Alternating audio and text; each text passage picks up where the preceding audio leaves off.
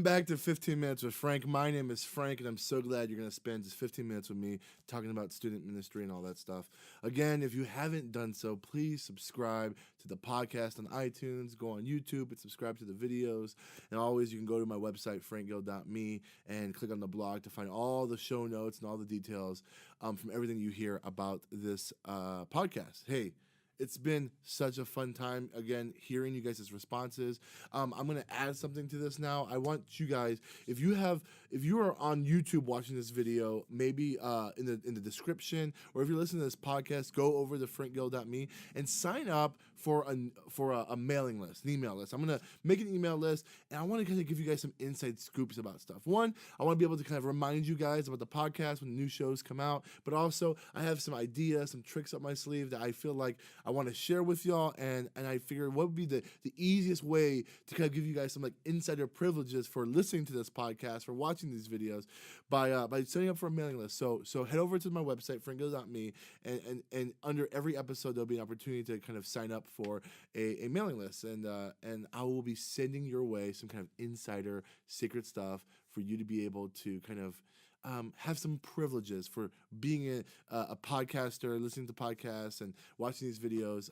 It's just been awesome, just kind of this community I've been having by sharing all these ideas I've had with you and talking about what I did in student ministry, and you know, getting messages on Facebook, getting emails.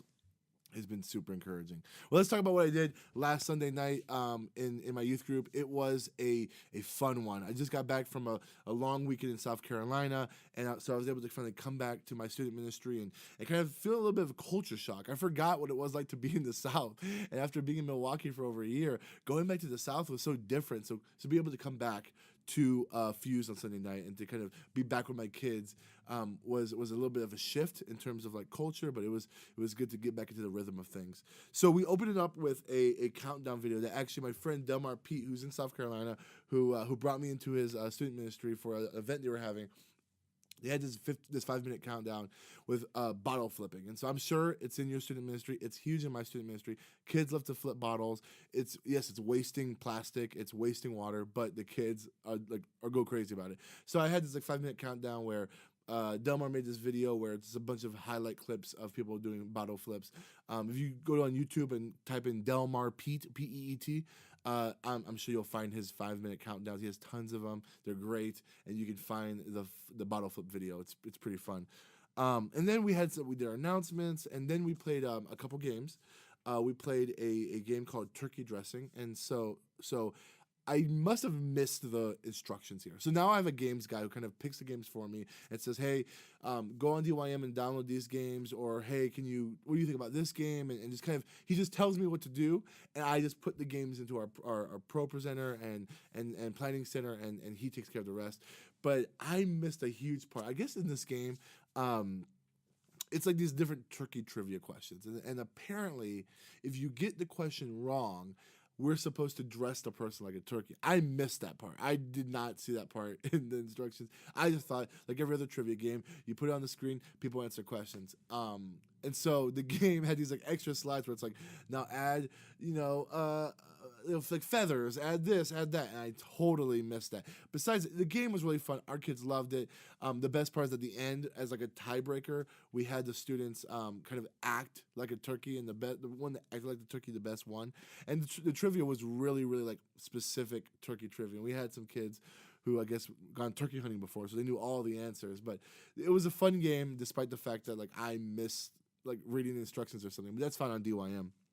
And the other game we played, so I was, like I said, I was in South Carolina, and they did this with like over 200 kids, this finger jousting game. And so you probably have seen it before, maybe. These kids, like, they have like an L shape in their finger, like almost like they're like holding like a gun like, in their hand, and they connect hands like this, and you have to push the fingers. You have to push the other person's hand to touch their like arm or chest or whatever, and it was so much fun. I'll put in the show notes on my website some of the links of the Instagrams that we posted. They were actually Snapchats that we posted on Instagram. Our kids absolutely thought it was so much fun.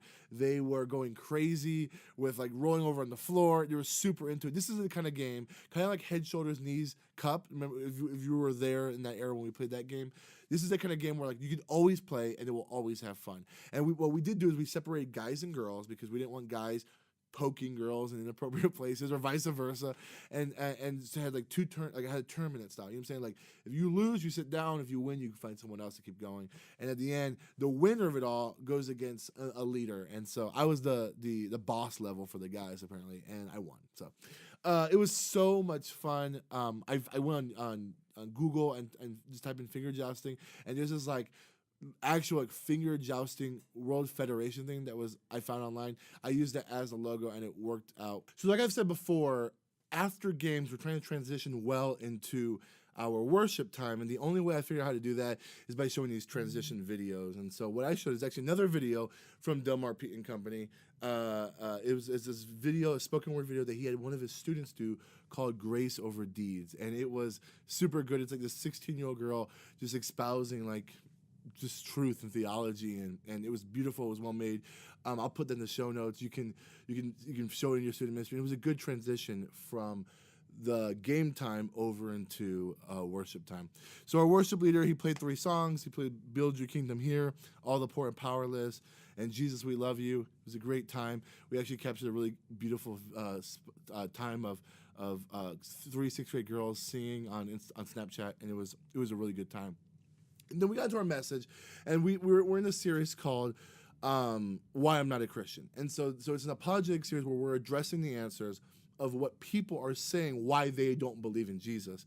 And so this has been a challenging one because we're asking really, really honest and vulnerable questions that, if we're honest, doesn't put Christianity in the best light, right? Like we are exposing, like we're showing our students the skeletons that are very real that Christians should not be proud of, and showing them like kind of what's the answer to this? What's the solution to this? And so last Sunday's topic specifically was, how can you believe in a God that's allowed his followers, Christians, to do such terrible things in his name, right?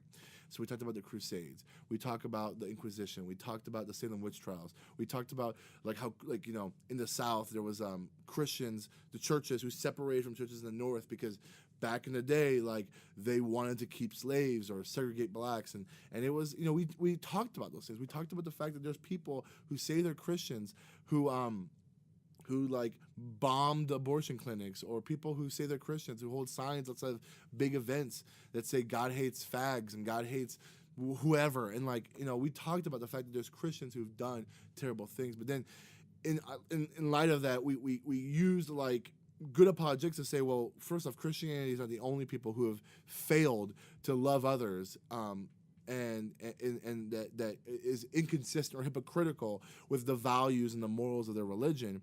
And we also talked about the fact that like even secular people, like non-Christians, like atheists, agnostics, like nations and thought groups have done horrendous atrocities throughout history, and they were, you know, they castrated God out of it. And so we talked about that, and then we talked about the fact that we can't deny the fact that also Christians have done so much good stuff, as in we've brought, you know, advances in healthcare. We've brought like higher learning education has been brought to us a lot by many Christians throughout history.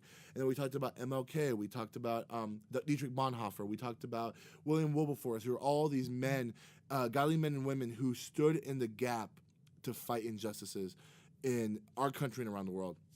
And so it's been really, really good. And the small group time has been very, very rich in discussion, answering the questions that like their friends have asked them or they've heard from other people. And so one thing I've been getting a lot from you guys is asking me like, hey, will you ever put this in the store? Will you ever give us your notes? And so let me explain something about this. Is I actually had this, I believe, in the Youthman store many years ago, and I took it down. One, because when I first wrote this series, I wrote it 2 years ago in my last youth group. Same questions, same topics, but I wrote it almost as if it's like a collegiate level. Like, I don't know what I was thinking. Maybe I thought maybe my kids were really, really smart and could handle it, but like I was writing like 45-minute sermons, nailing every single point of the sermon, and like really, really heavy topics. And as I was reviewing my notes this year for this student ministry, completely different context, I realized that like my kids will not be engaged with this. I mean, if I'm honest, this sounds boring, and this sounds like something I wouldn't want to listen to, even if I'm an adult. Like I want something that's a little more engaging, something fresh, something that like can I laugh at least once in your message. You know what I'm saying? So I really wanted to make an effort to rewrite my messages where I still had the same truth and the same points that I wanted to come across, however, in a way that's more contextual to my context as well as more engaging, something that's interesting to listen to. And so I asked some friends. There's a friend of mine in California named Justin Knowles, and he was doing a series very similar to what I was doing. I asked him, "Hey, can I see your notes, or can I just get any resources that you've been using?" And he showed me to this book called Can I Ask That? And it's by Sticky Faith. And it is so good. I bought the leader version and I bought the student version. And I've been reading it, and it is so great. Like, what I love about it is they're answering these really, really heavy questions, but writing them and answering them in such a way that students can understand. Like I think middle schoolers can get this. You know, if you're walking along with this, I mean, I kind of wish that we could maybe do a small group time where we go through this book with students. But you know, going through it as a large group has been great. And what's great about this book is it has small group questions that you could use. So after I preach, kids go into small groups with their leaders, and this book has given me small group questions that are really, really good, more than just yes or no answers. To dive into these topics even deeper. It's been really, really good. So I suggest if anybody has ever wanted to do an apologetic series, grab this book. It is gold. It is so rich. I mean, and then, by the way, they're not paying me. Like, I bought this book, and I wish it. Hey, Sticky Faith, if you're watching this video, I live in Milwaukee. I can give you my PayPal address. Anyways, this is so good, guys. This is so great. It has charts. It has these like conversations that are like real life conversations that students would have, and the questions are wonderful. So yeah, like I think if I ever do another project series again, and maybe next year or something, I'm gonna come back to this book and look at the other questions they've asked and dive into this, because this book has been so valuable than any other kind of resource on the projects I've had when it comes to students. It doesn't answer everything, so don't expect it to be comprehensive, but get it to the point where like it answers the question sufficiently where students can walk away confident in what they believe, but in a way that still leaves them saying, okay, if I want to know more, there are other resources out there. You can get a Norman Geisler book, you can get a Ravi Zacharias book, but this right now will get you to where you need to go in student ministry to ask those questions, to get those kids engaged. This book, Can I Ask That, has been great. And so after we did the message, we had small group, and then yeah. And so one thing I want to kind of talk about, I don't know about your context, is obviously Donald Trump became president or has been elected as president, and it is what it is. And I don't know where you stand on this. I don't know if you voted for him, you didn't vote for him, you didn't vote at all. That's your prerogative, and I'm not here to make any kind of statements on that. You know what I'm saying? That's not the right forum for this right now. But what I do want to talk about is this. So in Milwaukee County, it's been pretty volatile. Like there's been not riots, but there's been protests, and like I was going through my Snapchats of the students, and like when he got elected president, almost all my students were like kind of lamenting about it. And so to kind of give you some insight of my context, mostly minorities, multi-ethnic, multi-economic, and so I mean pretty much the constituents that would not be voting for Trump in this election. And regardless, like there are people in my church who probably voted for Trump, and so like our church at large is very, very diverse. But in our student ministry context, there's a somberness when it came to the fact that he was elected. And so I never preached about the election. All we said was we're going to pray for the candidates. We're going to pray for whoever wins. And then after he got elected, I have a couple leaders who are teachers in my student ministry, and they've kind of given me some kind of insight of what's been going on in the schools. And it's been pretty bad. There's been fights. Students are being expelled. Kids are saying heinously racist and insensitive stuff to other people, and it's really like broken my heart to hear all this kind of stuff.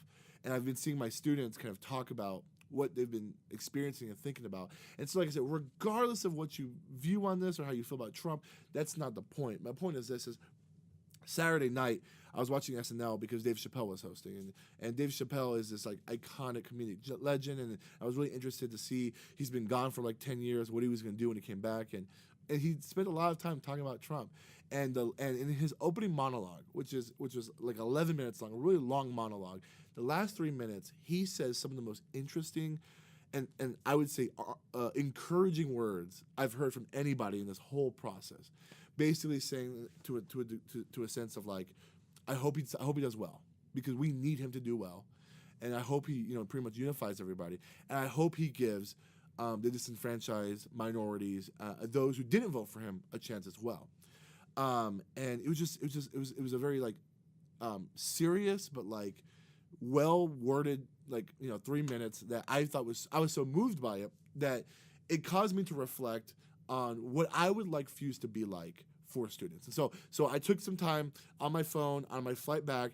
What are 3 things I want Fuse to be? This isn't like a mission or vision, but just like in light of what has happened in our country, as I know what's going on in our schools, what do I want Fuse to be like? Because I can't control what happens in the schools. I cannot control what happens in the streets or in the homes, but I can control what happens in the 4 walls of my student ministry. So therefore, what do I want Fuse to be like? So I literally wrote on my phone 3 things that I want, and I kind of explained this, and I did this to for my leaders. So when my leaders came in, I showed the 3-minute clip I wanted from the Dave Chappelle skit, and the monologue, and then I said these 3 things that I wrote down. I said, I want Fuse to be a place where students feel safe in the truest sense. And what that means is that lowbrow conversations, gossip, slander, and bad speeches will be unacceptable. So we have to like really monitor, like let's not allow gossip to run rampant in our student ministry. Let's not allow lowbrow humor where we just condescendingly tease each other to run rampant in our student ministry. We want Fuse to be a place where kids feel safe.